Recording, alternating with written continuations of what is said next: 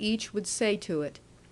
I spread my hands before my eyes, not being so brave as some men, and hoping, in some foolish way, to cover my heart with my elbows.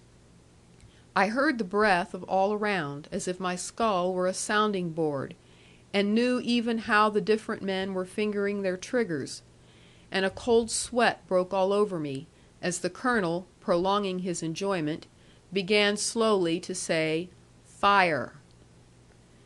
But while he was yet dwelling on the F, the hoofs of a horse dashed out on the road, and horse and horseman flung themselves betwixt me and the gun muzzles.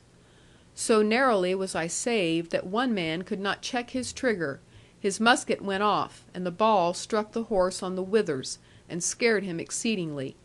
He began to lash out with his heels all around, and the colonel was glad to keep clear of him, and the men made excuse to lower their guns, not really wishing to shoot me.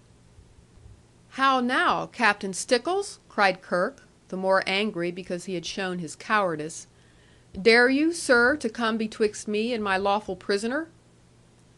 "Nay, hearken one moment, Colonel," replied my old friend Jeremy, and his damaged voice was the sweetest sound I had heard for many a day. "For your own sake, hearken." He looked so full of momentous tidings that Colonel Kirke made a sign to his men not to shoot me till further orders; and then he went aside with Stickles, so that in spite of all my anxiety I could not catch what passed between them.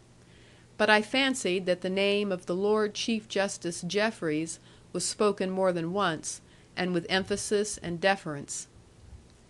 "Then I leave him in your hands, Captain Stickles," said Kirke at last, so that all might hear him; and though the news was good for me, the smile of baffled malice made his dark face look most hideous.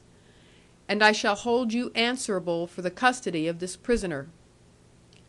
"Colonel Kirke, I will answer for him," Master Stickles replied, with a grave bow, and one hand on his breast. "John Ridd, you are my prisoner. Follow me, John Ridd." Upon that, those precious lambs flocked away, leaving the rope still around me; and some were glad, and some were sorry, not to see me swinging.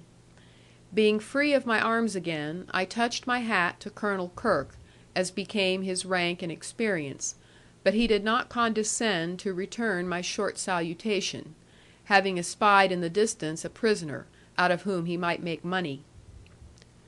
I wrung the hand of Jeremy Stickles, for his truth and goodness; and he almost wept, for since his wound he had been a weakened man, as he answered, "Turn for turn, John. You saved my life from the Doones; and by the mercy of God, I have saved you from a far worse company.